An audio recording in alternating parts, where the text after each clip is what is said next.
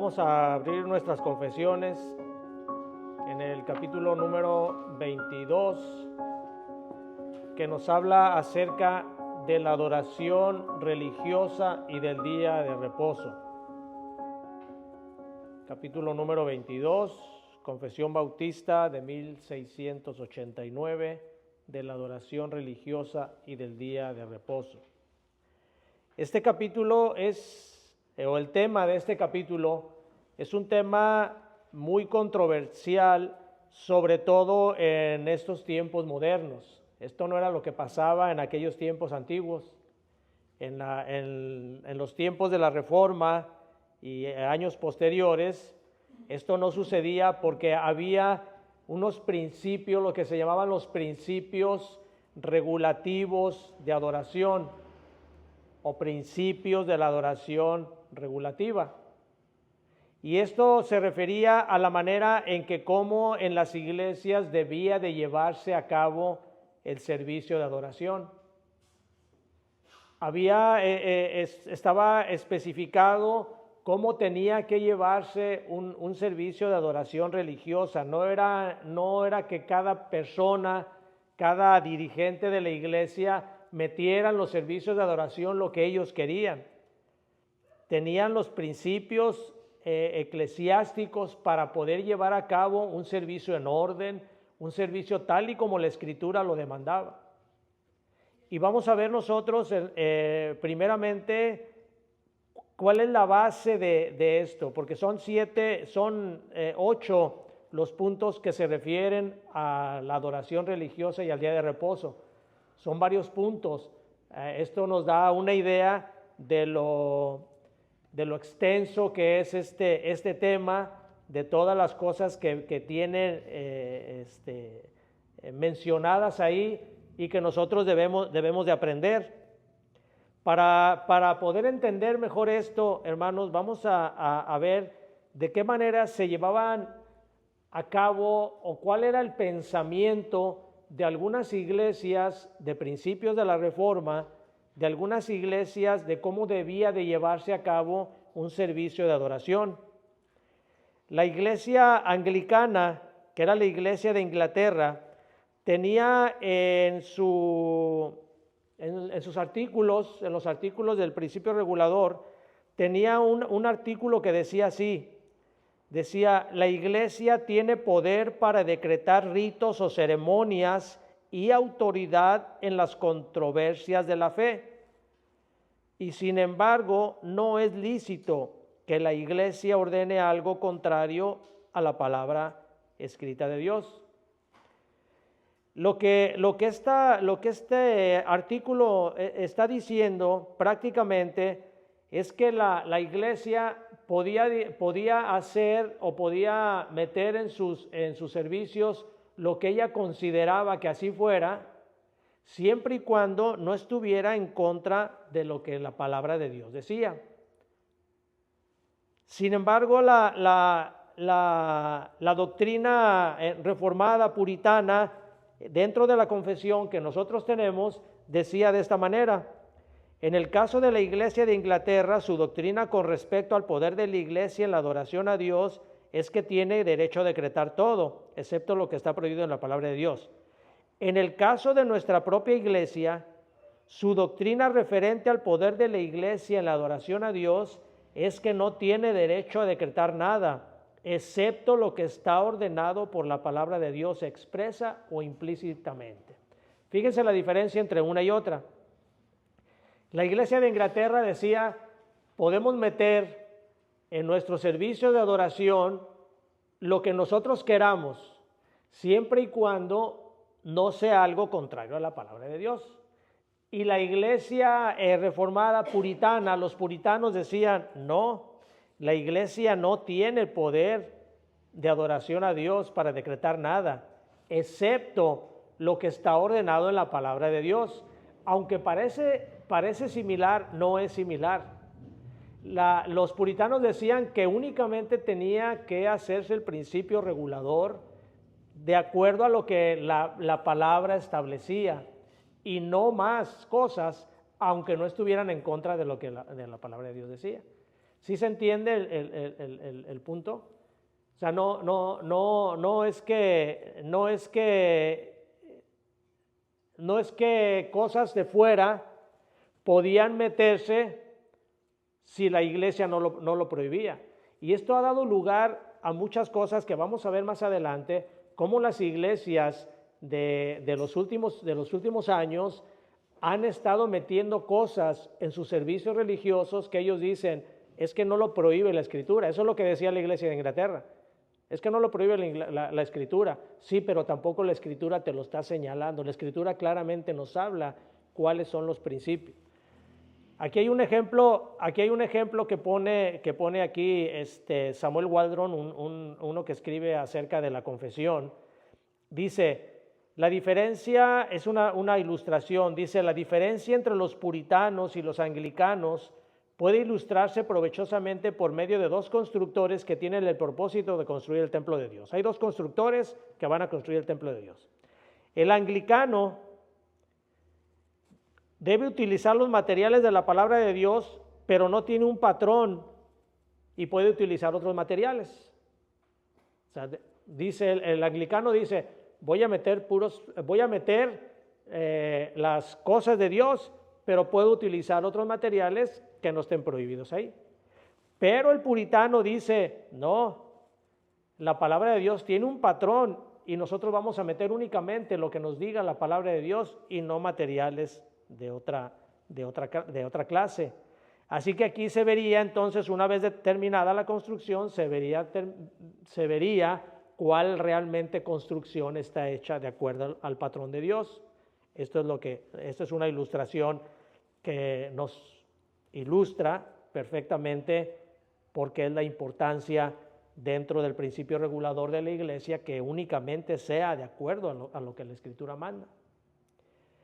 Ahora, hay 4 argumentos bíblicos para el principio regulador de la iglesia, un principio regulador serio, un principio regulador que los puritanos tomaban. En primer lugar, dice que es únicamente Dios determina la condición en la cual los pecadores pueden acercarse a Él. Esa es una cuestión de Dios únicamente. Únicamente Dios determina, porque el hombre cuando cae, el hombre no tiene ninguna facultad y tampoco tiene ninguna capacidad para acercarse a Dios. Es por eso que Dios determina la manera en que sea de adorar. En segundo lugar, dice, la introducción de prácticas extrabíblicas en la adoración tiende inevitablemente a anular y socavar la adoración establecida por Dios. Esta tendencia, y esto nos corresponde a nosotros conocer, porque es las tendencias de las iglesias modernas, dice, esta tendencia está ilustrada en iglesias evangélicas actualmente. Y luego fíjense lo que dice, donde los anuncios triviales o ridículos, la música especial, los tiempos para testimonios y otras cosas parecidas dejan a menudo solo 20 o 30 minutos para la predicación. Hay iglesias, hermanos, donde se da mucho tiempo hacia lo que dice aquí Samuel Waldron, hacia anuncios triviales o ridículos. Se comienza a anunciar los programas que va a haber, se comienzan a anunciar los hermanos hicieron tal cosa, van a tener tales eventos, y luego dice, vamos a ir a una música especial. Se llaman a hermanos que cantan bien, o como para pasar el tiempo, para hacer largo el tiempo. Y luego dice testimoniales. A ver, hermano, dígame su testimonio, ¿cómo le fue en la semana? Y luego concluye Samuel Waldron, dice, y otras cosas parecidas dejan a menudo solo 20 o 30 minutos para la predicación. Como ya se comen el tiempo, porque llevan un tiempo reglamentado, como ya se van comiendo el tiempo, al momento de la predicación, el predicador únicamente le destina muy poco tiempo a la predicación para evitar que la gente se desespere y se canse por todo el tiempo que estuvo sentado ahí, escuchando puras cosas que dice aquí, anuncios triviales o ridículos. Entonces ese es en segundo lugar, La introducción de prácticas extrabíblicas en la adoración tiende a anular la adoración establecida por Dios. Lo principal en una iglesia tiene que ser la predicación, el estudio de la palabra de Dios. Eso es lo que debe de hacerse. Todo lo demás no tiene validez en un servicio de adoración. En tercer lugar, dice la sabiduría de Cristo y la suficiencia de las Escrituras se cuestiona añadiendo a la adoración elementos que no han sido designados por Dios. Si Dios ya designó los elementos para su adoración, al momento de que nosotros introducimos cosas que no son los que Dios ha determinado, estamos nosotros, dice aquí, cuestionando la sabiduría de Cristo y la suficiencia de las Escrituras. Si Cristo es el dueño de la iglesia, si Él la compró con su sangre, entonces Cristo sería el más adecuado en decirnos cómo debemos nosotros de guiar el asunto de la adoración. Y cuando decimos Cristo nos estamos refiriendo a la palabra de Dios, a la palabra completa en este caso. Si Él es el dueño, si Él la compró con su sangre, así de que entonces la luz de la palabra de vida, la verdad de la palabra, ella es la que nos va a guiar hacia aquello que se compró con su sangre, con la sangre de Cristo. Eso es lo que está entonces determinado para nosotros. Y en cuarto lugar, la Biblia condena explícitamente toda adoración que no sea mandada por Dios. Esto lo vamos a ir viendo cuando vayamos viendo cada punto por punto acerca de cómo va a ser entonces la adoración. Hay varios versículos. En el contexto original de estos versículos se refiere a la cuestión de cómo debe de ser Dios adorado. Desde el Antiguo Testamento, la regla de toda adoración siempre es algo que Dios estableció dentro de sus reglamentos de adoración, dentro de sus reglamentos de sacrificio. Todo tenía que ser de la manera en que Dios lo había determinado. Todo lo demás, hermanos, estaba prohibido. Las cosas que Dios no demandaba para la adoración, estamos viendo nosotros, ahorita acabamos de ver el estudio acerca de Levítico, acerca de lo de la sangre, el ofrecimiento de la sangre, y cómo Dios demandaba que cada parte de lo que Él ordenaba para adoración se cumpliera al pie de la letra. De otra manera eran castigados. Todo lo que estaba prohibido para el pueblo de Dios se castigaba muy solemnemente por no cumplir con aquello que Dios tenía establecido. Así de que esto, hermanos, esto va a ser una introducción que nos va a servir de base. Quiero que por favor lo aprendamos bien acerca de estos puntos del principio regulador del servicio religioso, para que nosotros podamos aprender y entender entonces cada uno de los puntos de la adoración religiosa y del día de reposo.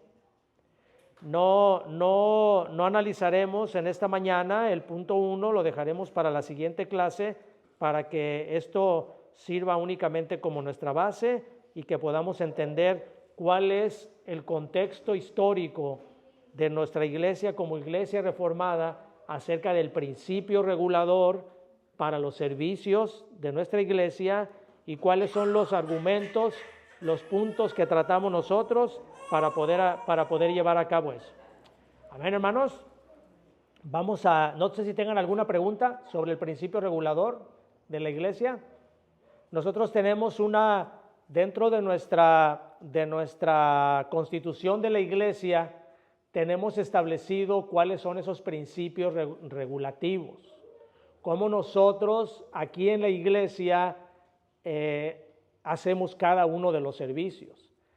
Tenemos nosotros regulado cuáles son los temas que tratamos, es decir, cada apartado que nosotros tenemos, nosotros estamos estudiando una parte de la Escritura, estamos meditando en algún salmo, también estamos estudiando la confesión de fe y luego estamos entrando a la predicación. No utilizamos ninguno de esos espacios para dar anuncios, para tener música especial, para dar testimonios.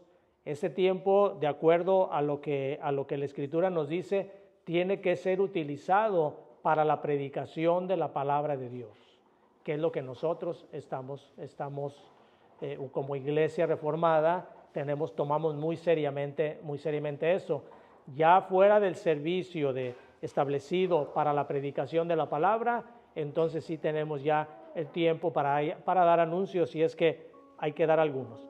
Pero esto es como funciona toda iglesia bíblica, iglesia seria, que lo principal es la exposición de la palabra de Dios.